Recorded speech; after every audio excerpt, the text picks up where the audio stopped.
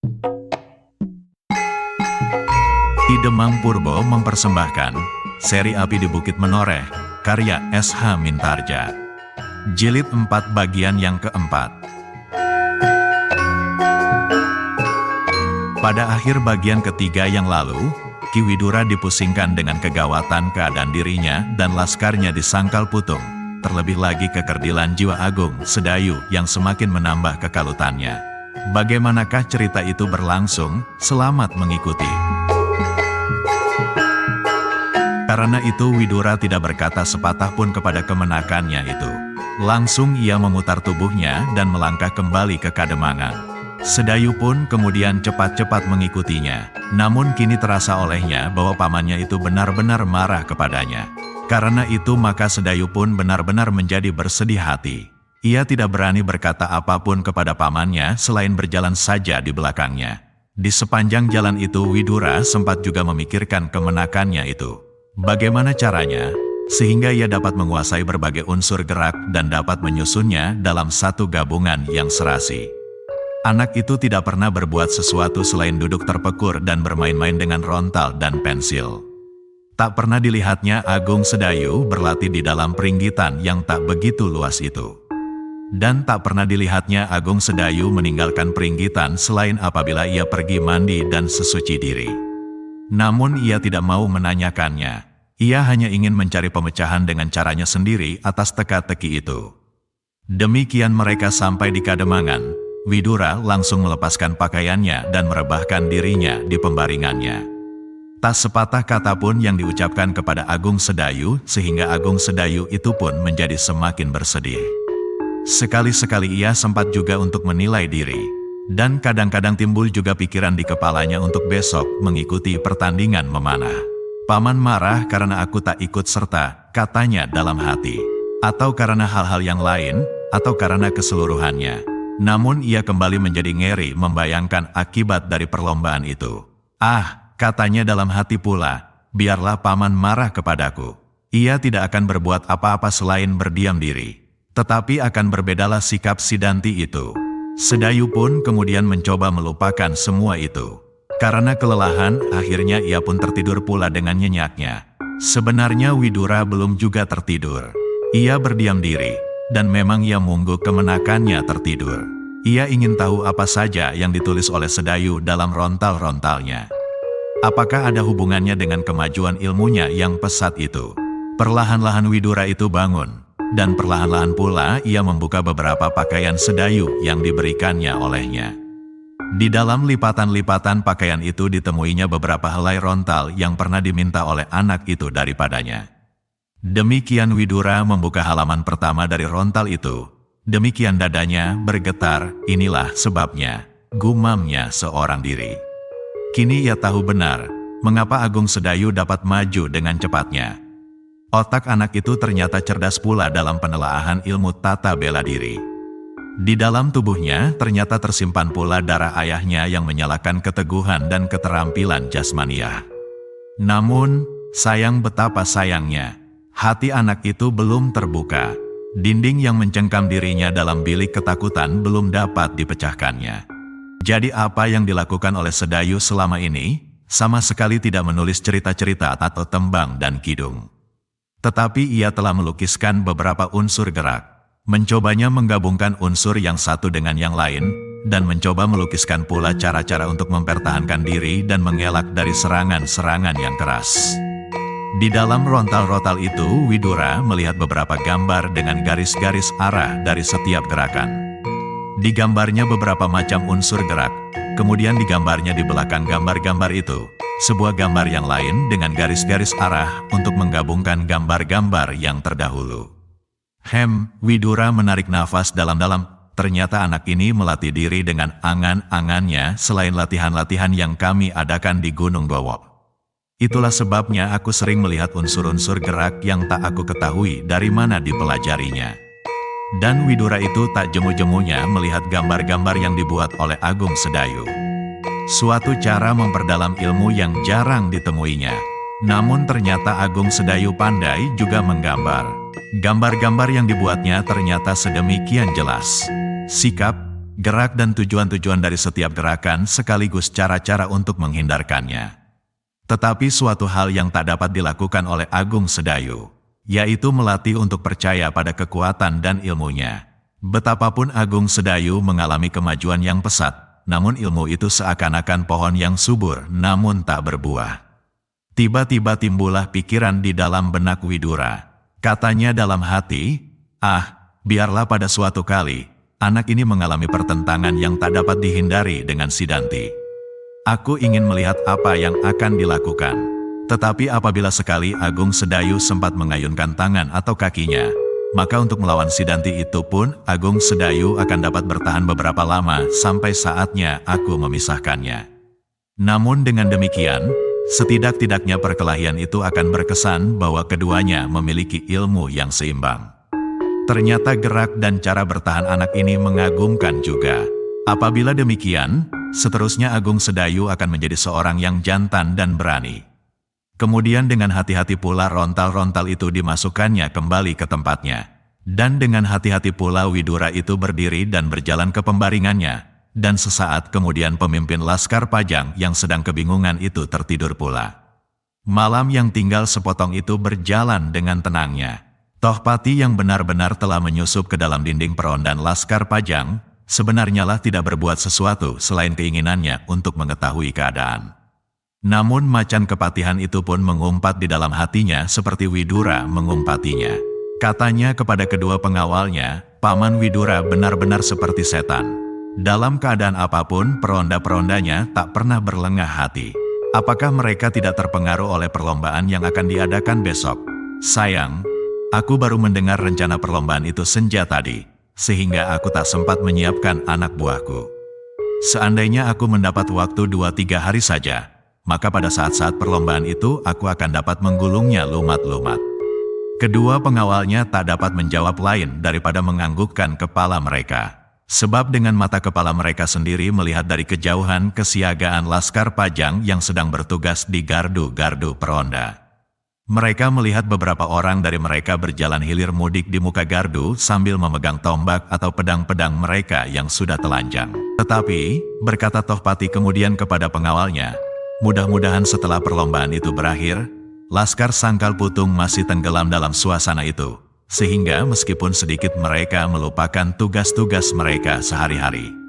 Mudah-mudahan mereka tidak mencium gerakanku kali ini seperti beberapa waktu yang lalu sehingga aku menjumpai kegagalan yang menyedihkan. Persiapan kita akan sangat mudah sekali diketahui orang, sehingga petugas-petugas Sandi Pajang segera menciumnya, berkata salah seorang pengawalnya. Kita akan meninggalkan cara-cara yang pernah kita lakukan, jawab Tohpati. Aku akan membawa kalian dan orang-orang kita masuk ke dalam hutan. Semua kekuatan yang terpencar harus kita tarik. Semuanya akan berkumpul di dalam hutan yang akan aku tentukan. Dari sana kita akan bergerak. Mudah-mudahan tak seorang pun yang mengetahuinya, kecuali di antara kita ada pengkhianat atau justru orang-orang dari petugas-petugas Sandi Pajang yang berhasil masuk ke dalam lingkungan kita. Kemungkinan itu kecil sekali, sahut pengawalnya. Kau benar, berkata Tohpati pula. Aku mengenal anak buahku satu persatu dengan baiknya. Nah, kalau demikian, aku akan berbuat seperti Paman Widura. Secepat-cepatnya sebelum laskarnya terpencar ke segenap penjuru. Kapan kita adakan sergapan itu? Bertanya pengawalnya. Secepatnya, sahut Tohpati. Kemudian mereka tidak bercakap-cakap lagi. Dengan hati-hati mereka berjalan di daerah perondan Laskar Pajang. Bahkan kadang-kadang mereka berhasil menyusup halaman-halaman yang gelap dan mendekati tempat-tempat yang penting serta gardu-gardu perondan. Dengan otak yang cemerlang, Tohpati dapat mengingat-ingat daerah-daerah yang sepi, yang dapat dilaluinya untuk langsung mencapai jantung Sangkal Putung, meskipun masih diragukan apabila Tohpati berjalan bersama dengan orang-orangnya dalam jumlah yang besar. Namun Tohpati itu selalu mengulang-ulang rencananya. Dan ini adalah kesalahan yang terbesar yang dibuatnya. Sejak ia menginjakkan kakinya di daerah Sangkal Putung, rencana itu telah diucapkannya. Dan ia sama sekali tidak tahu bahwa seseorang yang sakti dengan diam-diam mengikutinya. Dan orang itu telah berhasil mendengar sebagian dari rencananya. Orang itu adalah Kiai Gringsing. Karena itulah maka Kiai Gringsing segera pergi kemudian Gunung Gowok. Ia takut apabila Widura dan Sedayu berada di sana, dan kemudian Tohpati itu pun berjalan ke sana pula. Untunglah mereka tidak saling berpapasan. Apabila demikian maka pertempuran tak dapat dihindarkan. Sedangkan Kiai Gringsing tahu benar bahwa Widura pasti harus bekerja sendiri melawan 3 orang yang jauh berada di atas kemampuannya. Dan semuanya itu telah berlalu. Widura telah tertidur nyenyak di kademangan Sangkal Putung, dan Tohpati pun telah meninggalkan daerah yang akan dijadikan buruannya. Menjelang fajar, Sangkal Putung telah menjadi riuh. Anak-anak telah bangun. Lebih lagi, mereka yang akan ikut serta dalam perlombaan-perlombaan. Mereka mengenakan pakaian mereka yang sebaik-baiknya, menghias senjata-senjata mereka dengan warna-warna yang beraneka. Bagi mereka yang akan mengikuti sodoran, tidak saja pakaian mereka sendiri yang mereka hias dengan berbagai keloncer-keloncer kain beraneka warna, namun kuda-kuda mereka pun mereka hias sebaik-baiknya. Ujung-ujung tombak mereka yang terbuat dari bola-bola kayu itu pun mereka hiasi dengan pita-pita berwarna. Ada pula di antara mereka yang membuat kalung-kalung dari rangkaian-rangkaian bunga, melati, menur dan sebagainya. Mereka kalungkan rangkaian bunga itu di lehernya, di leher kuda-kuda mereka dan pada senjata-senjata mereka. Demikianlah hari itu Sangkal Putung ditandai dengan kesibukan yang luar biasa. Hampir segenap penduduk Sangkal Putung tumplak-belak mengunjungi lapangan di muka banjar desa.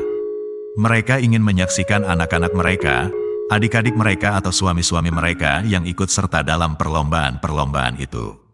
Ternyata hari itu merupakan hari yang sangat menggembirakan.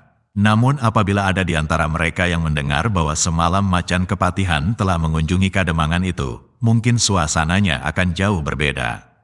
Tetapi ternyata Widura mengetahuinya. Karena itu, justru ia telah memperkuat setiap sudut kademangan. Dilengkapinya gardu-gardu peronda itu dengan kuda-kuda yang kuat dan diperintahkannya untuk mengadakan perondaan keliling dengan kuda-kuda itu. Jangan seorang atau 2 orang, pesannya kepada anak buahnya. Pergilah berempat, pergunakan kuda yang sebaik-baiknya dan bawalah tanda-tanda bahaya yang dapat kau bunyikan setiap saat dan di setiap tempat. Perintah itu agak mengherankan bagi anak buahnya.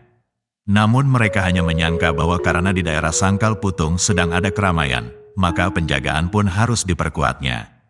Demikianlah maka lapangan di muka banjar desa itu pun menjadi penuh dengan manusia. Beberapa anak-anak muda telah menaiki kuda masing-masing dan berjalan melingkar-lingkar di tengah-tengah lapangan.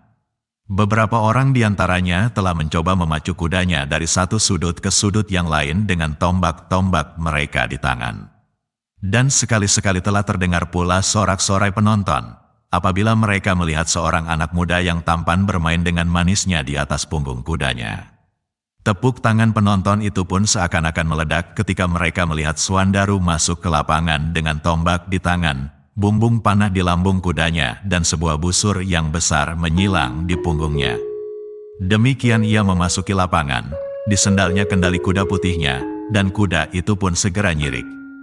Berjalan miring dengan manisnya, memang Swandaru itu benar-benar dapat menguasai kudanya. Sekali lagi ia menarik kekang kudanya sambil menyentuh perut kuda itu, dan kuda itu pun segera nyongkelang, berlari keliling lapangan. Laskar Widura yang akan mengikuti perlombaan itu telah hadir pula. Namun bagi mereka perlombaan yang boleh diikuti hanyalah perlombaan memanah. Meskipun demikian, untuk melepaskan kejemuan mereka, banyak juga di antara mereka yang mengikutinya. Widura pun kemudian hadir pula di lapangan itu bersama-sama dengan Ki Demang Sangkal Putung. Di belakang mereka berjalan Sedayu dengan kepala tunduk. Ketika para penonton melihat kehadiran mereka, kembali tepuk tangan dan sorak bata rubuh bergetar di lapangan itu. Namun perlahan-lahan mereka dirayapi oleh berbagai pertanyaan di dalam hati mereka. Mereka tidak melihat Widura dan Agung Sedayu membawa busur dan anak panah, sehingga kemudian mereka menjadi kecewa. Terdengar salah seorang penonton berbisik, apakah pahlawan itu tidak akan turut serta dalam perlombaan ini? Kawannya itu sebenarnya menjadi kecewa juga. Namun untuk menghibur hatinya sendiri ia menjawab, tak sepantasnya ia ikut dalam perlombaan yang sekecil ini. Mungkin ia akan ikut serta apabila perlombaan semacam ini diadakan di alun-alun Pajang. Kawannya yang bertanya itu pun mengangguk-anggukkan kepalanya. Jawaban yang memang masuk di akalnya. Sesaat kemudian, Widura dan Ki Demang Sangkal Putung beserta Agung Sedayu telah duduk di tempat yang telah disediakan. Pada saat matahari mulai memanjat langit, maka Widura segera membuka perlombaan itu. Dengan sebuah kapak diputusnya tali yang mengikat pemukul bende di sudut lapangan. Kemudian seseorang yang telah ditentukan memungut pemukul bende itu, dan dengan bunyi yang berdengung-dengung bende itu bergema. Sekali, 2 kali dan kemudian 3 kali. Dengan diiringi oleh tepuk tangan yang seakan-akan memecahkan selaput telinga, maka perlombaan segera dimulai. Beberapa orang anak buah Widura berjalan ke tengah lapangan, memimpin perlombaan-perlombaan bagi anak-anak muda Sangkal Putung. Perlombaan yang pertama adalah perlombaan ketangkasan bermain pedang.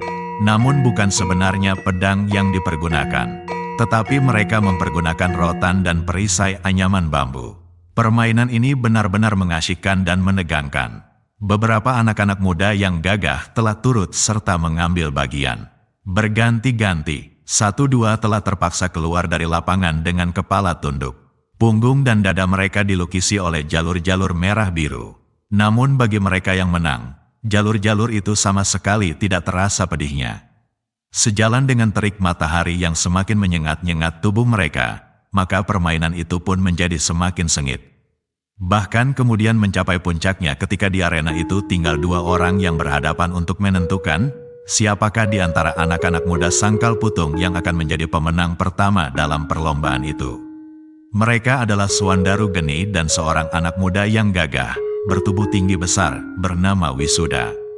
Sejenak kedua anak muda itu, Suandaru dan Wisuda saling berhadapan, maka tepuk tangan dan sorak-sorai membahana di udara Sangkal Putung. 3 orang anak buah Widura, Hudaya, Citragati dan Sonya telah memimpin pertarungan yang sengit itu.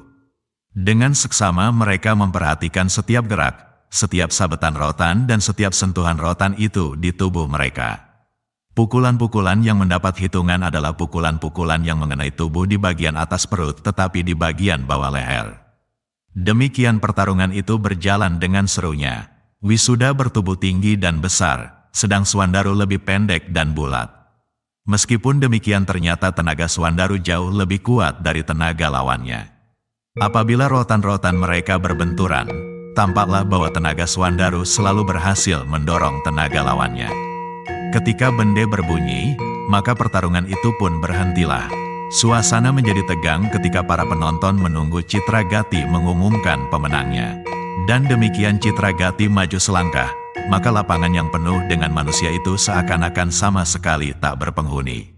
Setelah mencocokkan hitungan masing-masing maka berkatalah Citragati, ternyata yang akan menjadi pahlawan dalam permainan ini adalah anak muda yang bulat pendek, bernama Suandaru. Langit seakan-akan runtuh di atas mereka karena sorak para penonton. Namun Suandaru tidak puas dengan sebutan itu.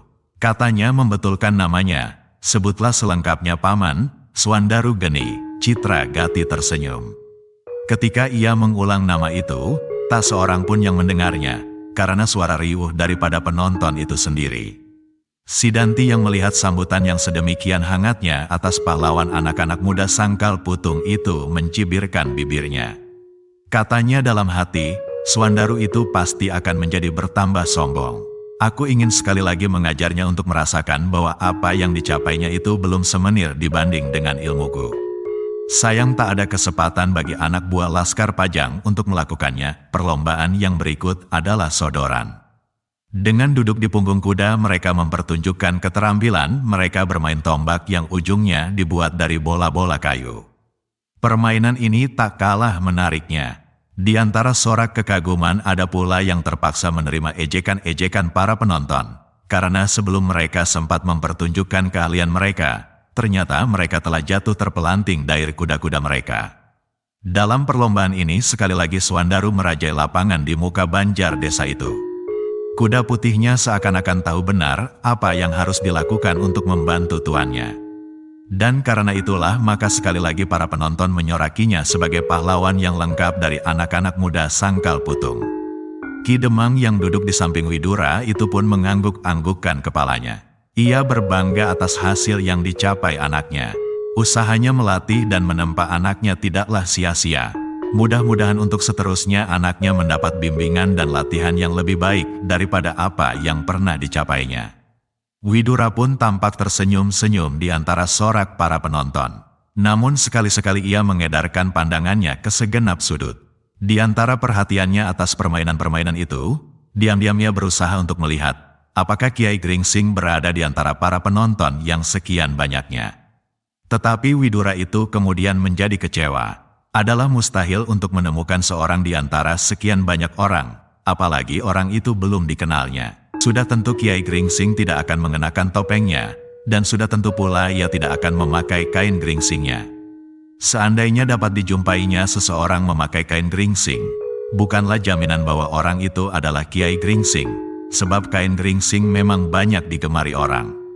Permainan yang terakhir adalah permainan yang paling menggemparkan, panahan. Dan panahan ini diikuti pula oleh anak buah Widura. Bahkan seorang anak muda yang sudah lama dikagumi di Sangkal Putung turut pula mengambil bagian. Sidanti. Namun para penonton itu menjadi kecewa ketika mereka benar-benar melihat bahwa Agung Sedayu tidak ikut serta dalam perlombaan. Apa yang mereka nantikan, dan juga sebenarnya dinantikan oleh anak buah Widura sendiri, adalah pertandingan yang akan berlangsung seru antara Sidanti dan Agung Sedayu. Namun mereka benar-benar menjadi kecewa. Bahkan ada di antara mereka yang mulai dirayapi oleh berbagai pertanyaan tentang Agung Sedayu. Apakah sebenarnya anak muda itu mampu berbuat sesuatu? Swandaru dan Sekar Mirah pun menjadi kecewa pula karenanya. Dengan wajah bersungut-sungut Swandaru menyelinap di antara mereka dan menggamit Agung Sedayu pada lengannya. Katanya berbisik, apakah Tuan tidak ikut serta? Dada Agung Sedayu berdesir. Namun kemudian dengan lemahnya ia menggeleng. Katanya, tidak Swandaru. Widura mendengar pertanyaan itu, namun sengaja berpaling pun tidak. Sebenarnya Widura sendiri menjadi sangat kecewa bahwa Agung Sedayu tidak mau ikut serta dalam pertandingan ini. Sesaat kemudian berjajarlah mereka yang akan mengambil bagian dalam perlombaan ini. Tidak terkecuali anak buah Widura. Di antaranya Sidanti yang dengan tersenyum-senyum memasuki lapangan. Betapa kecewa anak muda itu, melampaui semuanya setelah ia mengetahui pula bahwa Agung Sedayu tidak ada di antara para pengikut perlombaan. Di hadapan mereka tergantung lesan yang harus mereka kenai. Sasaran itu dibuat dari sabut kelapa yang dibalut dengan kain, dan dibagi menjadi 4 bagian. Kepala, sekecil telur angsa, leher, yang agak cukup panjang, badan lebih besar dan panjang dari leher, dan yang terakhir bandul sebesar jeruk bali. Sasaran yang berupa orang-orangan kecil itulah yang akan menentukan siapakah di antara para pengikut yang paling pandai membidikkan panahnya. Ketika bende berbunyi, maka perlombaan itu pun dimulailah. Setiap pengikut memiliki 5 buah anak panah, dan oleh ke-5 buah anak panah itu maka akan diambil nilai tertinggi di antara mereka. Apabila anak panah mereka mengenai kepala, maka berarti mereka akan mendapat 5 buah nilai. Leher 3 nilai dan badan 2 nilai. Sedangkan apabila panah mereka mengenai bandul, maka apabila mereka telah mendapat nilai, maka nilai itu akan gugur 3 nilai. Sesaat kemudian meluncurlah anak panah yang pertama diikuti oleh sorak para penonton. Namun sayang, panah itu sama sekali tidak mengenai sasarannya. Disusul dengan anak panah yang kedua, ketiga. Namun ketiga anak panah itu menyentuh sasaran pun tidak.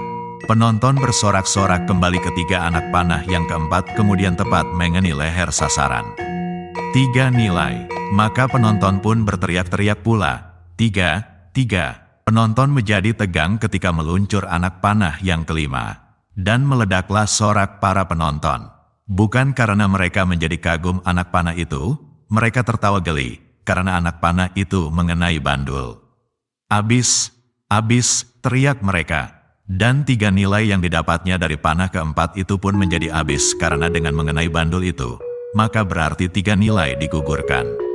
Orang yang pertama itu sambil menundukkan kepalanya terpaksa berjalan keluar lapangan. Namun ia pun menjadi geli juga.